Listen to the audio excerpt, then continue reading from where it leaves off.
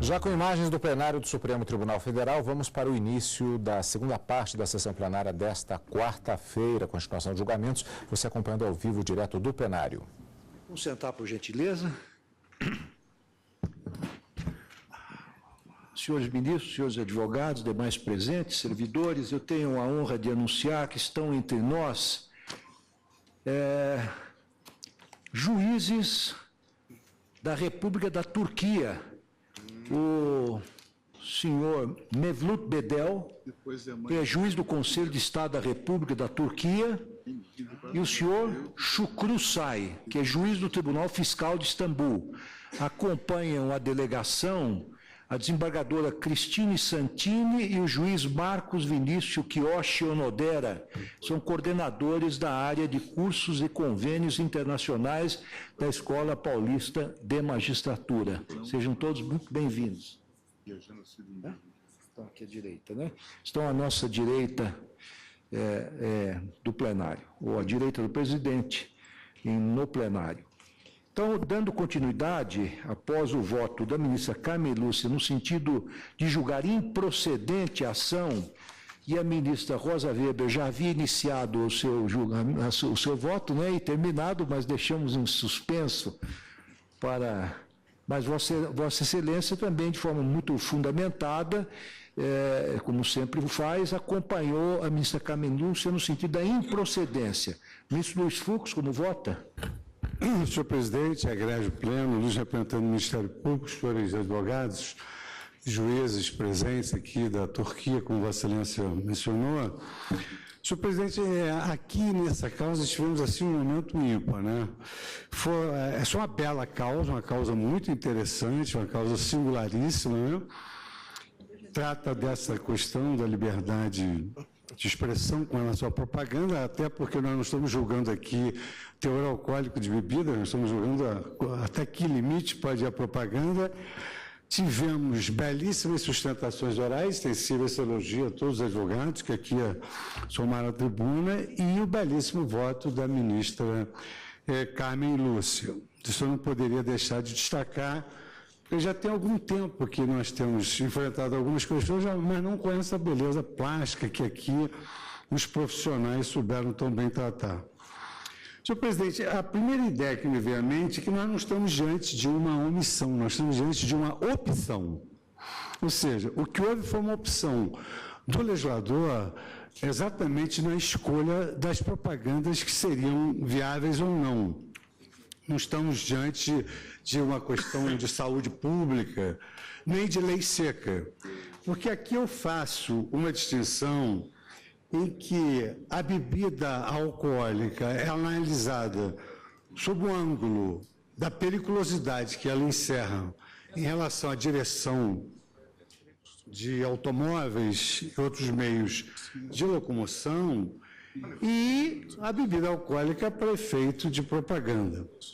Então, na verdade, aqui houve, no meu modo de ver, em primeiro lugar, uma manifestação eloquente do legislador no tocante à opção que ele fez em proibir propaganda de bebidas alcoólicas de determinada gradação e não legislar, e não impedir, não restringir um direito fundamental com relação às bebidas que têm o teor alcoólico mais fraco,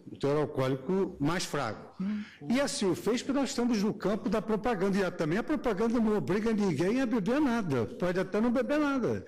É a licitude da propaganda derivada exatamente da opção do legislador.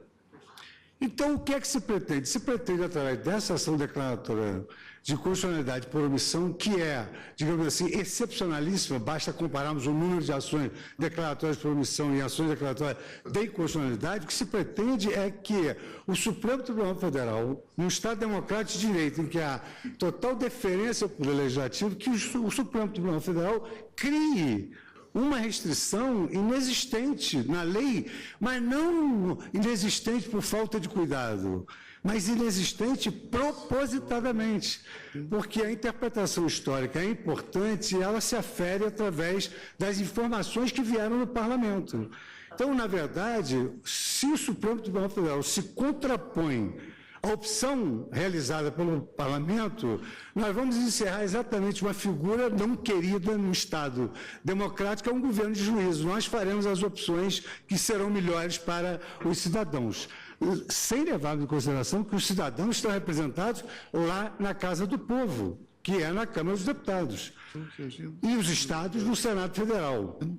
Muito embora também eu não rejeite a ideia de que a jurisdição seja também uma função popular, que devamos contas à sociedade, principalmente num caso como esse, que está em discussão um valor social.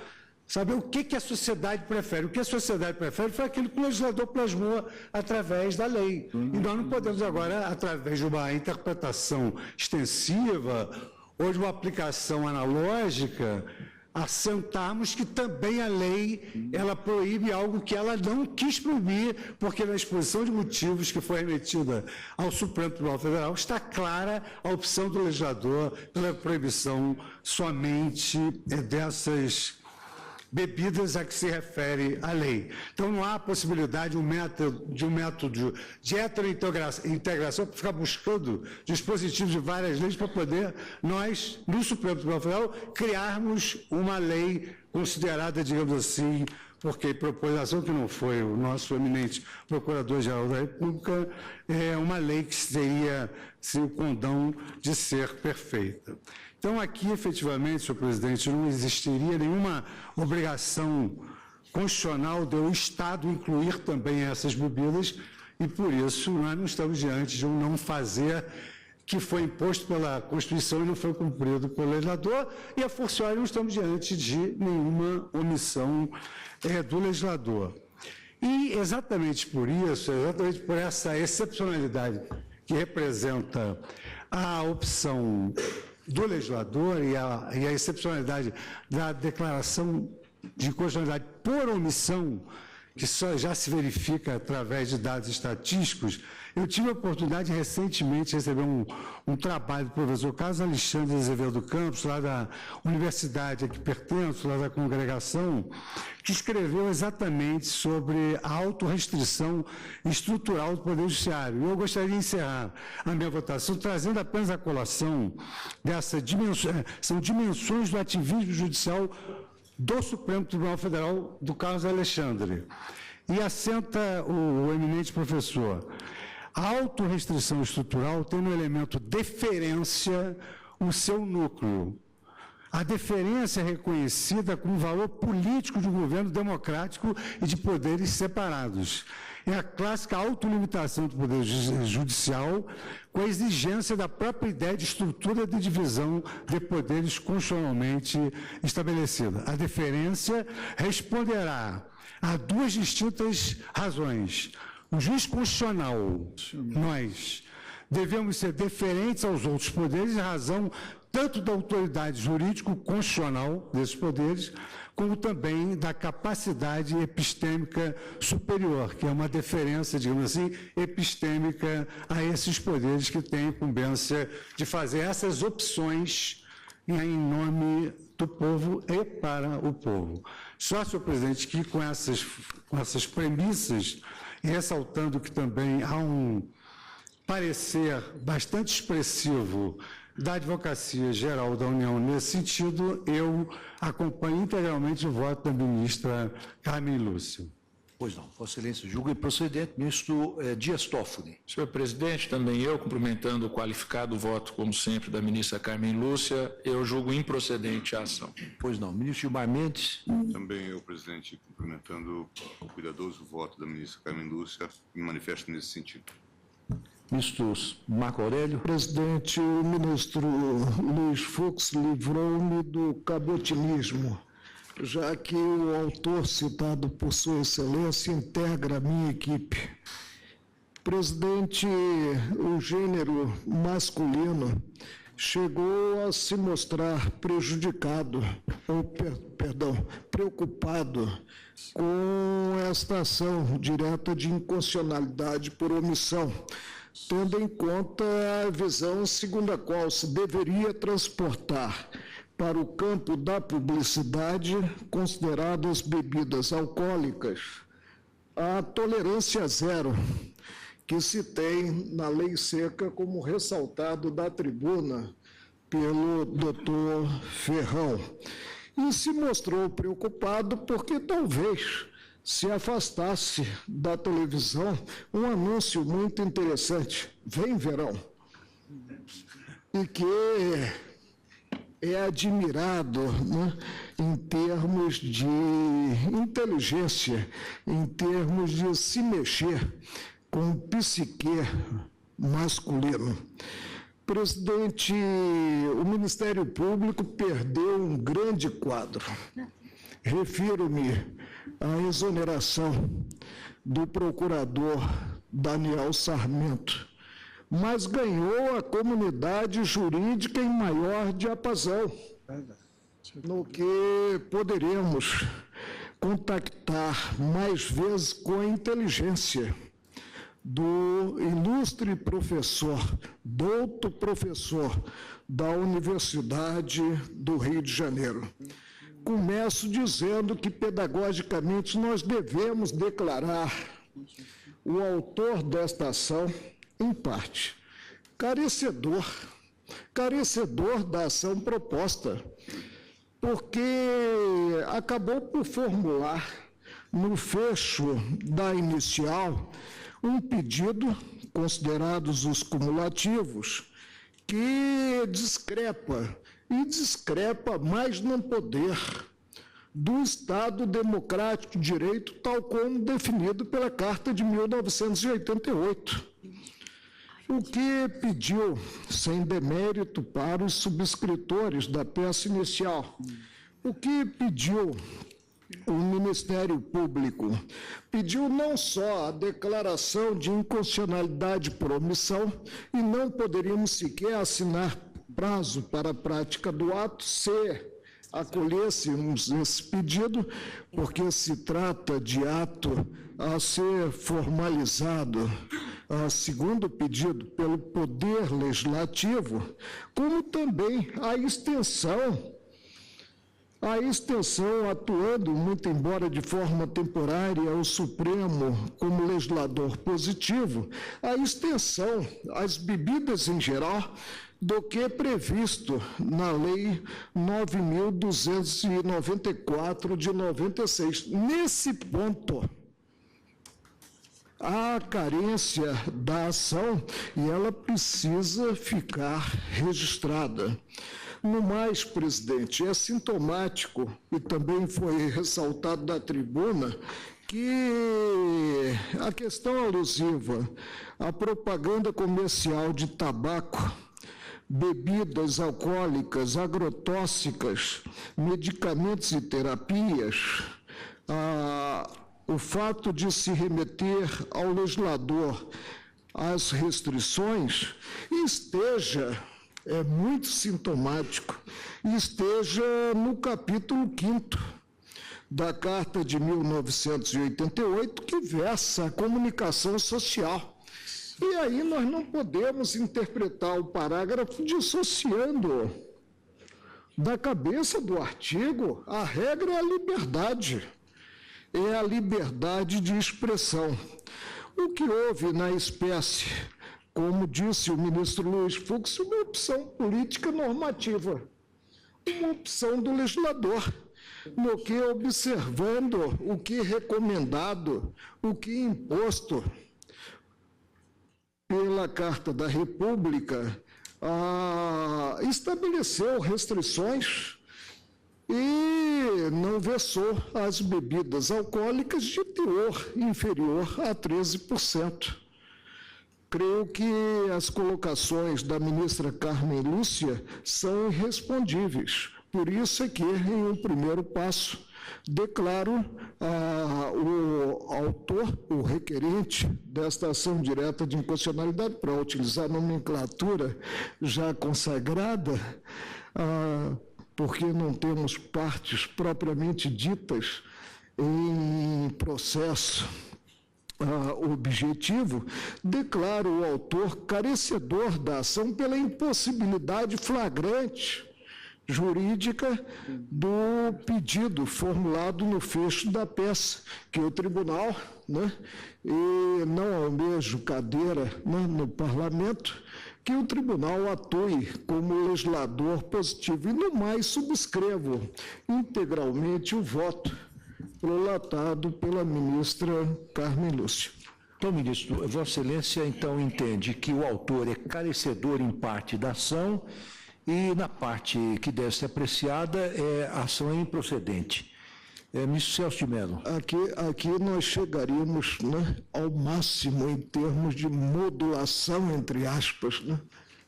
Ministro Celso. Senhor presidente, eu preliminarmente quero registrar a excelência do voto denso e brilhante proferido pela eminente ministra Carmen Lúcia, relatora desse processo. E também destaco as peças jurídicas produzidas pelos sujeitos da relação processual que se instaurou na presente causa. Como bem acentuou agora o eminente ministro Luiz Fux, senhor presidente, e também foi destacado magnificamente pela eminente ministra Carmen Lúcia, o Supremo Tribunal Federal defronta-se na espécie não com um caso de omissão, mas sim com um caso de típica e legítima opção do legislador, pois o Congresso Nacional, agindo com liberdade decisória dentro dos parâmetros estabelecidos pela própria Constituição e procedendo a uma legítima ponderação de direitos e de interesses constitucionais postos em situação de polaridade conflitante, fez preponderar a ideia e os valores que entendia pertinentes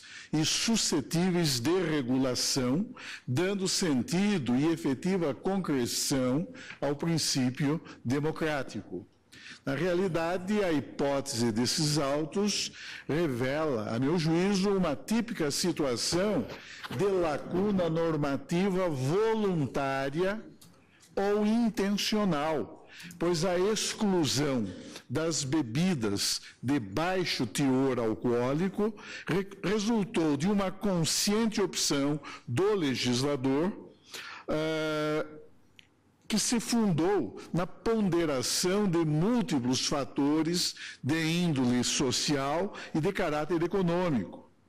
Na verdade, tal como salientou a eminente ministra Carmen Lúcia, e como registram nas informações do presidente do Senado Federal, a Câmara Alta do Congresso Nacional, verbis, debateu efetivamente a questão, entendendo adequada a restrição da publicidade por meio de lei apenas para as bebidas alcoólicas com titulação superior a 13 graus Gay-Lussac.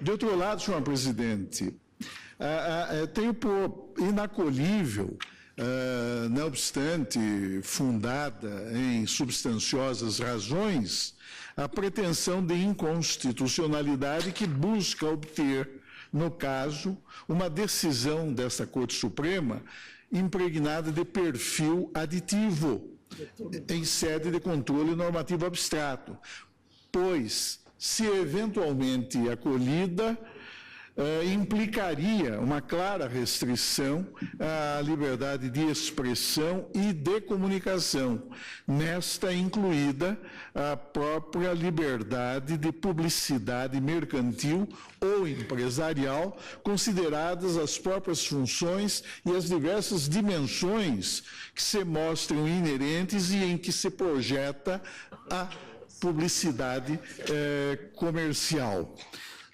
Eu fiz algumas anotações que trouxe comigo, senhor presidente, examinando a questão do comportamento do poder público, do comportamento estatal, quando transgride por violação negativa o texto da Constituição, incidindo, então, em inconstitucionalidade por omissão, que pode ser total ou pode ser parcial, e faço uma série de considerações a esse respeito, mas não vislumbro ocorrente na espécie dos autos esta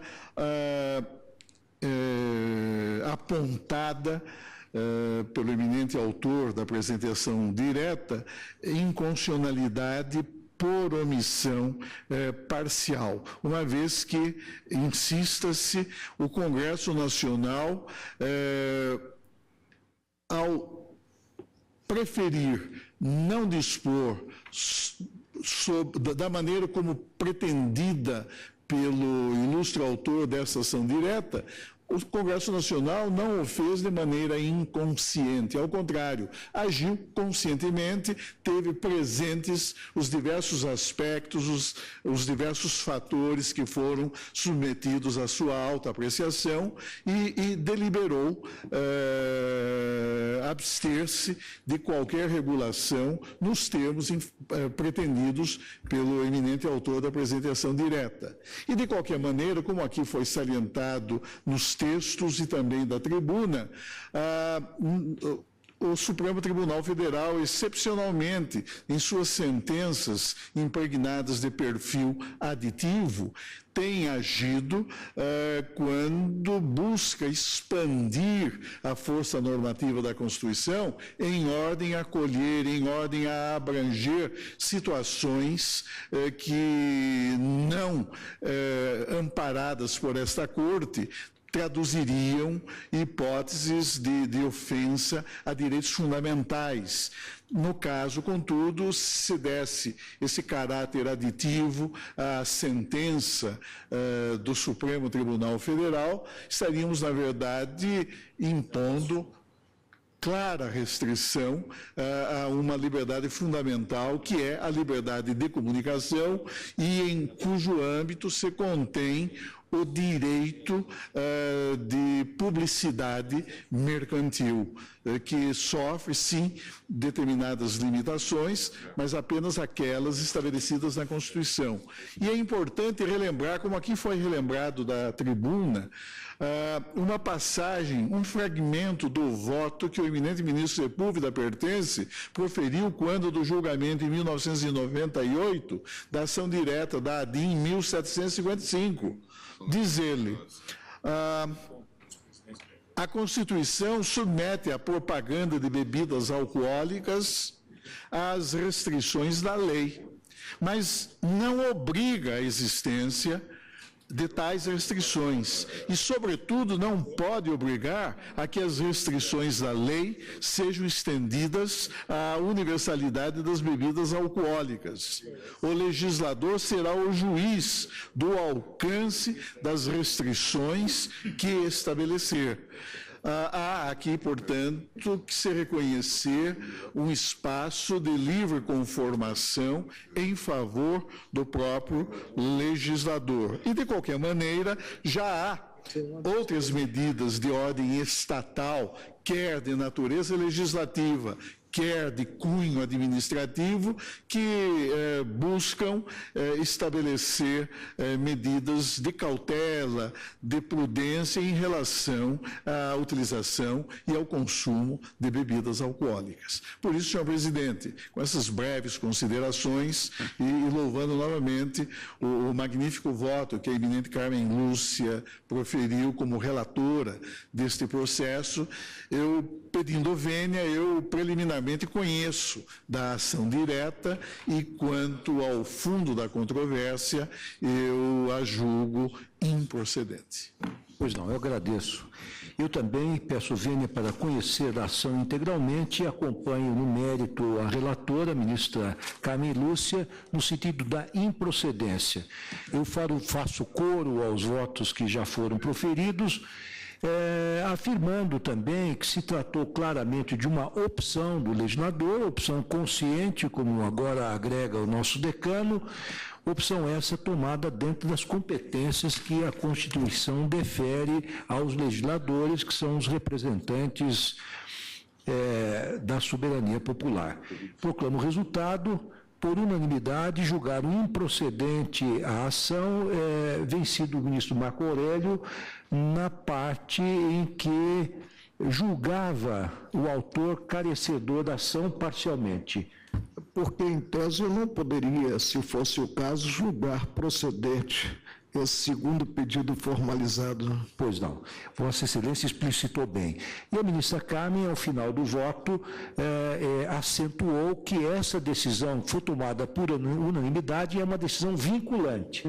No Sim, sentido... porque neste caso, presidente, eu pedi a ênfase, considerando que há ainda decisões judiciais em ações que alguns membros do Ministério Público, ou enfim, que outras entidades poderiam alegar, que antecedendo a nossa decisão de hoje, poderia prevalecer o entendimento de singular de um juiz. Não, aqui a ação é para inconstitucionalidade por omissão. Nós dizemos que desde sempre só prevalece essa lei e que qualquer decisão, mesmo anterior à data de hoje, não vale. Pois não. Então, essa decisão, obviamente, depois transitar em julgado... Depende. Aí eu não posso chegar a esse ponto, porque se transitou em julgado, a própria carta... Sim, não vale no sentido de que uma decisão hoje, proferida hoje, pendente, não pode levar um juiz a alegar de que só hoje nós declaramos que não havia inconstitucionalidade por omissão. Não, o Supremo já tinha dito isso em 1998 e desde sempre, inconstitucionalidade por omissão não houve. É só isso. É isso mesmo. Constitucional, exatamente. Transitado e julgado vincula todos os juízes do país. É só a ênfase na vinculação, só isso. Pois não. Todos de acordo com essa conclusão também? Pois não? Desculpa. A ministra Carmen Lúcia gostaria que nós dessemos ênfase no julgamento, quer dizer, além de julgarmos improcedente, dizemos que essa decisão, uma vez transitada e julgado, vincula todos os juízes do Brasil. Isso significa, portanto, que eventual descumprimento da eficácia vinculante gera reclamação. Autorizaria a utilização imediata da reclamação. A reclamação para desconstituir. Mas não teria o condão de invalidar desde já decisões proferidas em processos concretos. Para isso, nós temos uma DPF 333, que trata do mesmo assunto em relação a certas decisões. Agora, o que eu estou só afirmando é porque... não consta ali decisão com trânsito em julgado, claro. Sim. Constam decisões que ainda prevaleceriam e, como é lembrado no processo, chegou a ser lembrado hoje, deram prazo para que todos os anúncios fossem tirados do ar até agora, mês de maio. E eu estou dizendo, essas decisões, nós estamos dizendo, não existe essa inconstitucionalidade por omissão. Logo, para isto há ênfase no efeito vinculante. Pois não, eu reitero que o ministro Teori Zavascki está impedido nesta ação. Há advogados presentes que estão solicitando, evidentemente com todo o direito e há muito tempo, que se julgue o RE 632835, que é um RE com repercussão geral. O tema é controle jurisdicional do ato administrativo extraordinário que avalia questões em concurso público. O relator é o ministro Gilmar Mendes. Eu diria que, dado o adiantado da hora, não é conveniente que nós chamemos a julgamento este processo agora, mas amanhã nós o colocaremos na primeira hora, será o primeiro a ser julgado na sessão subsequente a esta. Então, aproveitando o quórum, eu gostaria de retomar um julgamento que foi interrompido, que é o da súmula vinculante, uma proposta súmula vinculante 65. Esta súmula foi proposta pela Associação Brasileira das Empresas de Serviço de Concretagem, ABESC. A pretensão é que se edite uma súmula vinculante com a seguinte redação: não se inclui na base de cálculo do imposto sobre serviços de qualquer natureza, ISSQN, o valor dos materiais adquiridos de terceiros empregados em obras de construção civil pelo prestador de serviços. Os interessados manifestaram-se todos a favor, foram vários. A PGR também opinou pela edição da súmula vinculante nos exatos termos em que foi proposta. Não houve manifestação da Comissão de Jurisprudência. O presidente entende que há legitimidade ativa da proponente por ser entidade de classe de âmbito nacional, cujas associadas desenvolvem atividade econômica comum e bem definida. E no mérito, pelas razões que já expus, eu fui pela aprovação da proposta. Eu sugeri uma redação alternativa na ordem direta, que seria o seguinte: constitucional deduzir da base de cálculo do imposto sobre serviço de qualquer natureza a quantia despendida pelo prestador de serviço em obras de construção civil com aquisição de materiais e contratação de subempreitadas. Naquela ocasião, o ministro Marco Aurélio, pela anotação que eu teve, manifestou-se no sentido da aprovação da proposta da ABESC. Neste momento, o ministro Dias Toffoli pediu vista e está devolvendo a vista agora para apreciação plenária. Senhor presidente, eu anoto inicialmente que o município de São Paulo, através de sua diligente procuradora, doutora Simone Andréa, aqui presente, apresentou um pedido ao meu gabinete no sentido de adiar a apreciação da súmula, porque a eminente procuradora desejaria apresentar razões aos eminentes colegas. De qualquer sorte, eu verifico que, pelo posicionamento do município de São Paulo, é no sentido da não edição da súmula vinculante, não é isso, doutora? E o meu voto vista vai nesse sentido. Eu estou votando divergindo, senhor presidente, da edição da súmula. E eu faço pelos argumentos que trago em voto que acaba de ser distribuído a vossas excelências, e que passo a fazer a leitura. Inicialmente, repito, ser excepcional a edição de súmula vinculante em matérias tribunal e penal, na minha ótica, com a devida vênia. Digo isso pela diversidade de situações fáticas e de normas legais pertinentes, as quais demandam interpretação segundo cada caso concreto específico em tais tipos de matérias. No presente caso, no entanto, outros fundamentos se somam. Os precedentes sobre a matéria focaram na questão constitucional atinente à recepção ou não, pela Constituição de 1988, do artigo 9º, parágrafo 2º-A, do Decreto-Lei 406.1968. Cuidou especificamente da tese de que o artigo 9º, o qual admitia a dedução da base de cálculo do ISS do valor dos materiais fornecidos pelo prestador de serviço. Nesse aspecto, não restam dúvidas de que a matéria se encontra pacificada nesta Corte. O precedente do plenário, consubstanciado no RE 236-604 Paraná, relator Carlos Veloso, cuidou especificamente da tese de que o artigo 9º do Decreto-Lei 406/68 foi recepcionado pela Carta de 88 com status de lei complementar, sendo inconstitucionais as leis municipais que dispunham sobre a base de cálculo do tributo, diferentemente do que prescrito no referido decreto-lei. A Corte não adentrou em debates acerca do alcance do referido artigo 9º. O alcance do artigo 9º, a Corte, nesses precedentes, não entrou no tema. Os precedentes que se seguiram, no entanto, diziam respeito muito mais à abrangência da base de cálculo descrita no artigo 9º, parágrafo 2º, alíneas A e B do Decreto-Lei, do que à conformação do dispositivo legal com a Carta de 88, RE 25672, Minas Gerais, Nery da Silveira.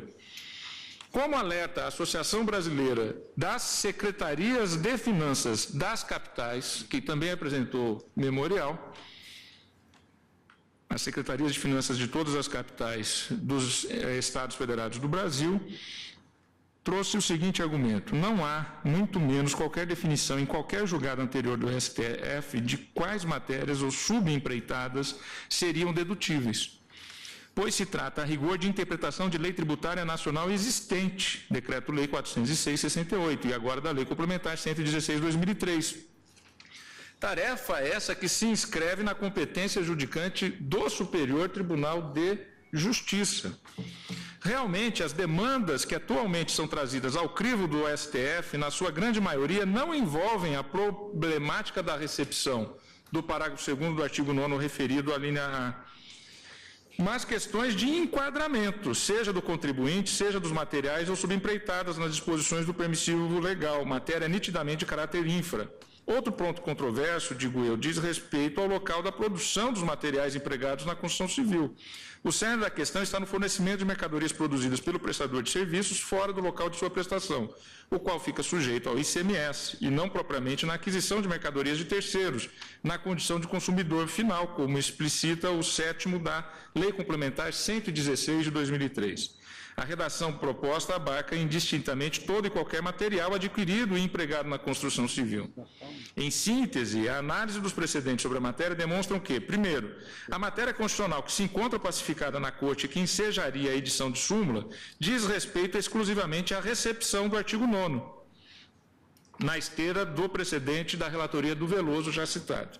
Segundo, os precedentes que se seguiram, embora reconheçam a possibilidade de dedução da base de cálculo do ISS dos materiais empregados na construção, inclusive das subempreitadas, o fizeram com base nos precedentes que pugnaram pela recepção do diploma legal, sem aprofundar ou sequer adentrar na questão relativa ao alcance do artigo 9º, parágrafo 2º, alíneas A e B do Decreto-Lei em destaque. Tal questão é infraconstitucional e vem sendo debatida como deve ser no STJ. Terceiro, o Decreto-Lei 406/68 foi revogado pela Lei Complementar 116/2003. Nós estaríamos editando uma súmula vinculante sobre um dispositivo normativo que sequer está em vigor mais. Portanto, as questões que surgem não são remanescentes, pois dizem respeito ao período anterior à referida Lei Complementar de 2003. Quarto, a Lei Complementar de 2003 tratou da matéria no seu artigo 7º, em cujo parágrafo 2º se admite a dedução das parcelas correspondentes ao valor dos materiais fornecidos pelo prestador de serviços para os casos de execução de obras de construção civil. Sobre a disciplina da matéria, sob a égide da Lei Complementar 116 de 2003, os poucos recursos que subiram a esta Corte esbarraram em questões processuais. E cito os referidos processos que pesquisei. ARI 643154 de minha relatoria, RE 632409 da relatoria de Vossa Excelência, senhor presidente. De qualquer forma, reitero que questões atinentes ao alcance das normas da Lei Complementar 116 possuem viés infraconstitucional. Por isso, pedindo vênia, eu voto pela inadequação da proposta de súmula vinculante tal como proposta, pois não se está diante de controvérsia constitucional atual. Bom, não há controvérsia constitucional atual como prevê. E caso ultrapassado esse entendimento, eu também teço questões relativas à necessidade de, então, se ouvir e de se abrir, então, a este processo para a oitiva, como sugerido pela Associação Brasileira da Secretaria de Finanças de Capitais aos municípios. Presidente, apenas uma ponderação, porque retirado o voto agora pela aprovação do voto do ministro Dias Toffoli, nós estaríamos com um número mínimo, né?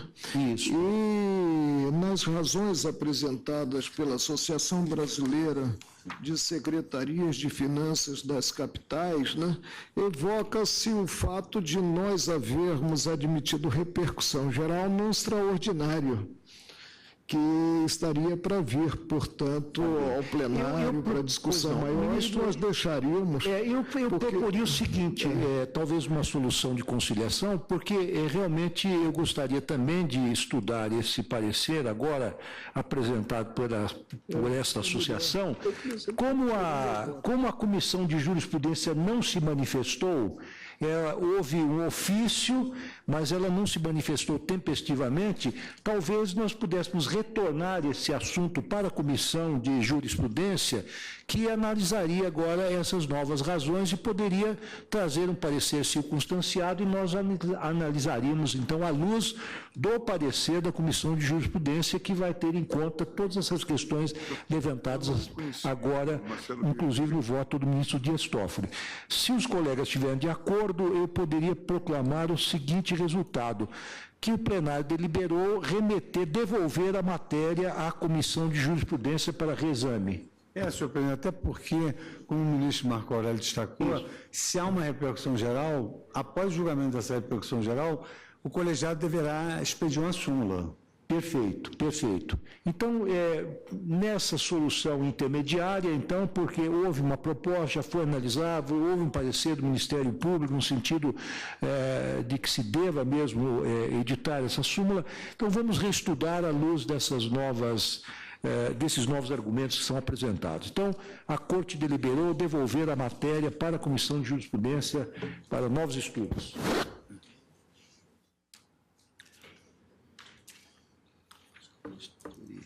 Ministro Teori, há um caso de Vossa Excelência que parece que cabe dentro do tempo que nos resta.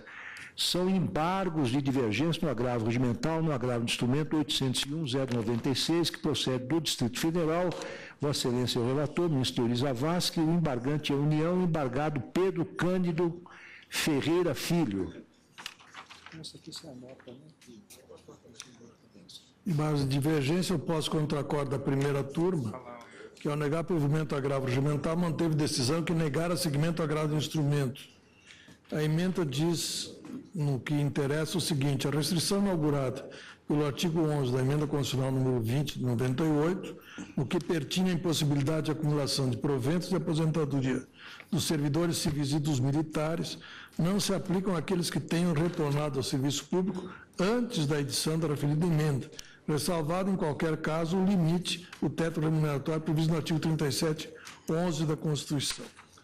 Cita precedentes, que se alega, eu fiz distribuir há mais tempo já o relatório e o meu voto também, se sustenta aqui que essa decisão operou divergência a partir do entendimento referido nos seguintes acordos. Cito uma série de acordos de 2007, do Pleno, do Mandado de Segurança, de 2005, ministro Eros, 2009, e alega embargante, em suma, que a acumulação de proventos de aposentadoria de servidores militares e civis só pode ocorrer se o militar tiver sido reformado sob a égide da Constituição Federal de 67 e tiver se aposentado como servidor civil antes da edição da emenda constitucional número 20, em 98. A parte embargada não se manifestou, apesar de ter sido para tanto intimada, e esse é o relatório, senhor presidente. Vossa Excelência prossegue. A divergência jurisprudencial diz respeito à legitimidade e acumulação de aposentadoria civil e militar, quando aquela ocorre sob a vigência da emenda constitucional número 20, não obstante o reingresso no serviço público tenha acontecido antes de sua entrada em vigor. Há precedentes que, no mesmo sentido do acordo embargado, sustenta ser cabível tal acumulação se o reingresso no serviço público se deu antes da publicação da emenda 20, ainda que a aposentadoria tenha ocorrido já sob sua vigência. Nesse sentido, cito o acordo da primeira turma do ministro Marco Aurélio, de setembro de 2013, bem recente, portanto. Em sentido contrário, a segunda turma já sustentou ser incabível a acumulação de proventos civis e militares quando a aposentadoria ocorre sob a égide da emenda constitucional 98. Cito aqui um precedente relatado pela ministra Carmen Lúcia. A emenda constitucional 20 inseriu no artigo 37 o parágrafo 10, segundo o qual, entre aspas, é vedada a percepção simultânea de proventos de aposentadoria decorrente do artigo 40 ou dos artigos 42 e 142, com a remuneração de cargo, emprego ou função pública, ressalvados os cargos acumuláveis na forma desta Constituição, os cargos eletivos e os cargos em comissão declarados em lei de livre nomeação, exoneração e fecha-autos. Ressalvou-se dessa proibição os inativos servidores e militares que, até a data da publicação da emenda constitucional 20, tenham ingressado novamente no serviço público. Aqui o importante é o ingressado.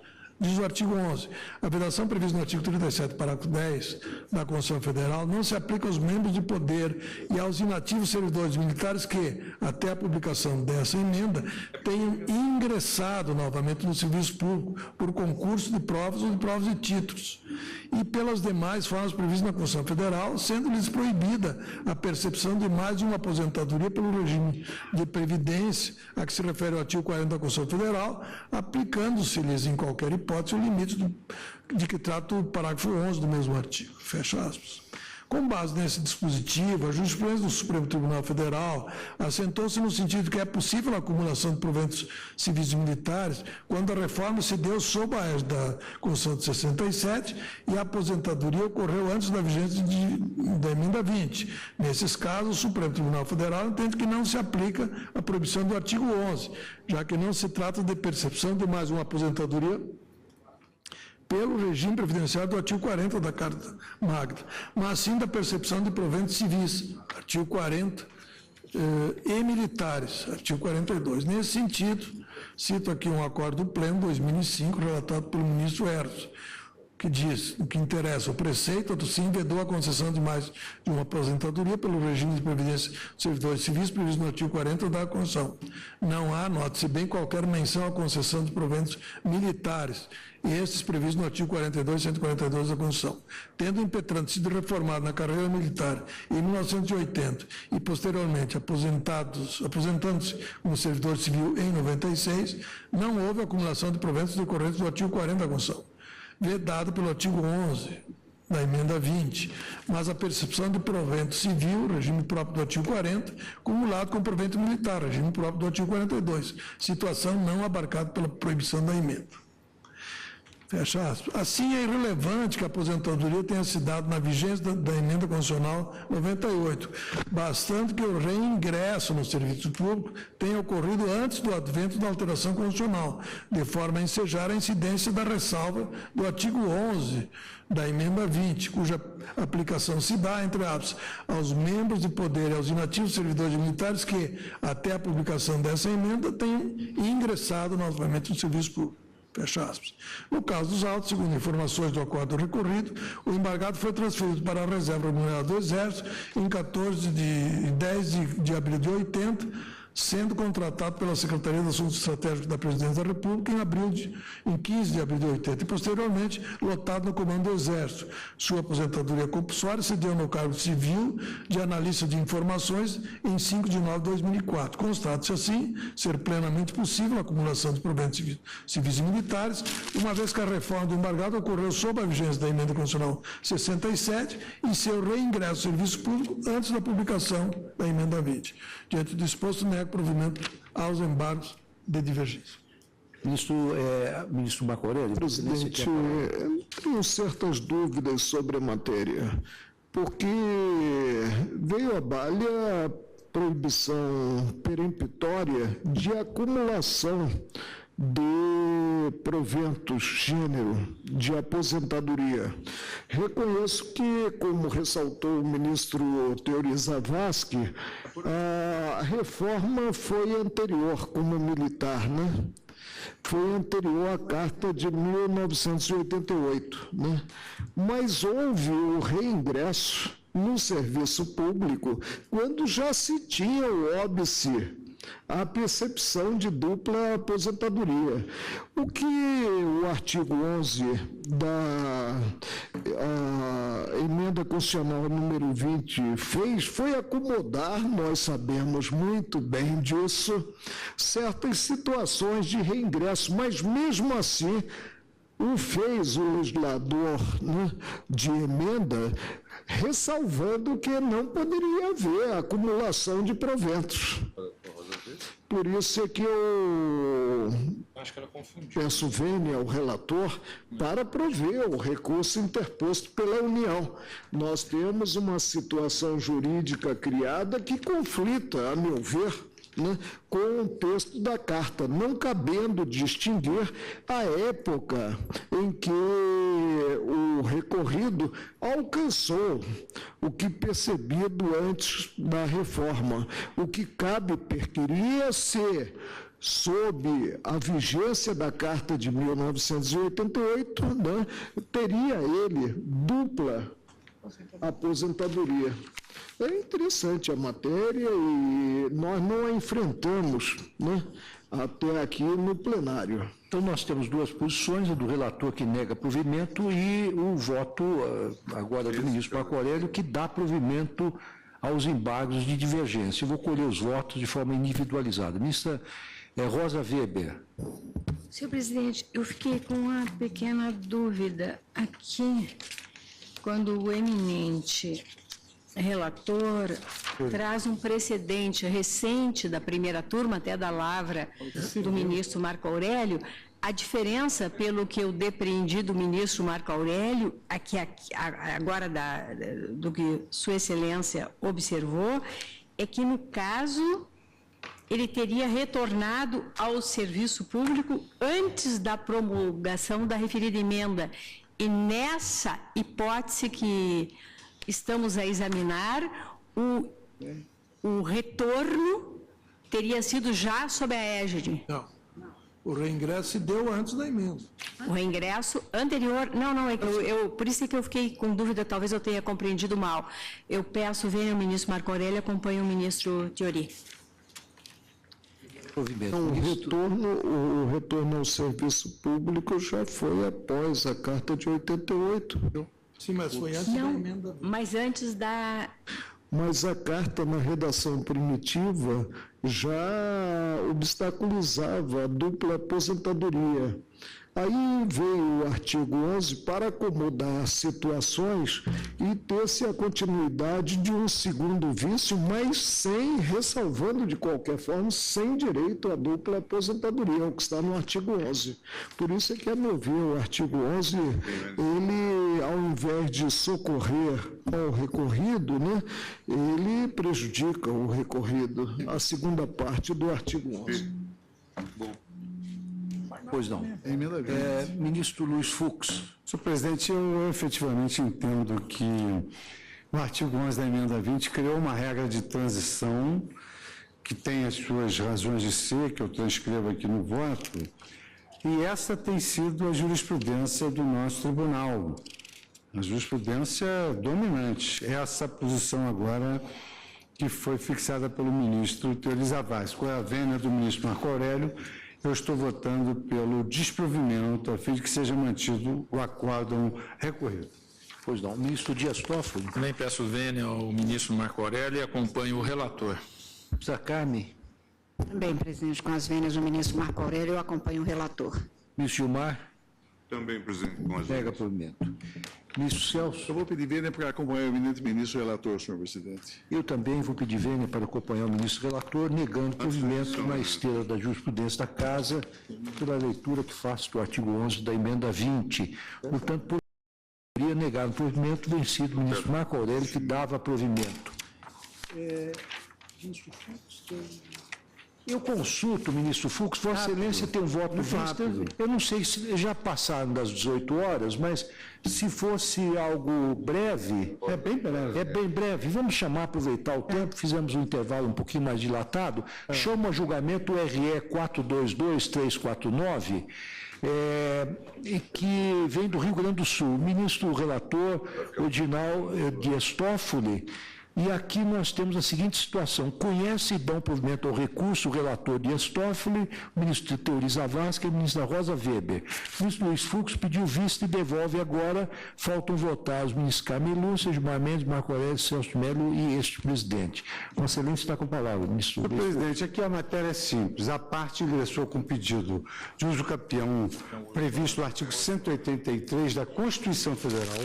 Esse foi o fundamento do pedido, que diz o seguinte: aquele que possui como sua área urbana de até 250 metros quadrados, por 5 anos ininterruptamente em sua posição, utilizando-a para sua moradia ou de sua família, adquirirá o domínio, desde que não seja proprietário de outro imóvel urbano rural. Então, com base nesse fundamento constitucional, essa era a causa pretende, a parte ingressou com a ação baseado nesse fundamento constitucional, e o tribunal, a pretexto de afirmar que a lei municipal, do projeto urbanístico municipal, previa para uso campeão a metragem mínima de 350 metros metros quadrados e deferiu o pedido. Todas as instâncias com ampla comissão fático-probatória concluíram que ele preencheu todos os requisitos constitucionais. Só que eu estou acompanhando a maioria aqui que já se formou com... Pois não. Ministério do Elisa Vaz, Rosa Weber, e eu agora também. É pela aplicação daquilo que se contém na Constituição. Exatamente. Só isso. Ou seja, as normas municipais de posturas não podem ser óbice ao cumprimento. Claro, é um direito social dos mais importantes que foi fixado pela nova Constituição. De constitucionalidade, não houve isso. O eminente ministro Luiz Fux mandou gentilmente o voto em que Sua Excelência me honra com acompanhamento da sua posição, mas eu só gostaria de rememorar que também, e o voto de Sua Excelência também acompanha, na formulação do caso como repercussão geral, com a seguinte tese, que eu gostaria então de rememorar aos eminentes colegas. Eu estou a propor, além do provimento, que seja fixada a seguinte tese, senhor presidente: preenchidos os requisitos do artigo 183 da Constituição Federal, o reconhecimento do direito a uso capião especial urbana não pode ser obstado por norma municipal que estabeleça módulos urbanos na respectiva área, nem pela existência de irregularidades no loteamento em que situado o imóvel. Eu não tenho, eu apenas, ministro Toffoli, acrescentaria também lei estadual também, porque me lembro, trabalhei muito tempo nos anos 80 com a legislação de proteção aos mananciais. Falaria legislação infraconstitucional, que fixava módulos também, tendo em conta a defesa dos mananciais da capital paulista. Pois não. Então, os colegas estão de acordo em que se fixe essa tese? Presidente, eu não gostaria de pedir vista para levar para o gabinete mais um processo, mas apenas em mesa. Sim, está bem, então vamos aguardar. Só em mesa, amanhã eu libero o processo. Ah, pois não, então fica sobrestado até amanhã com vista, beleza, para Vossa Excelência, está bem. Então, declaro encerrada a sessão, sobrestado este julgamento, já com essa tese fixada pelo ministro Dias Toffoli, e que será apreciada amanhã, declaro encerrada a sessão, agradeço a presença de todos.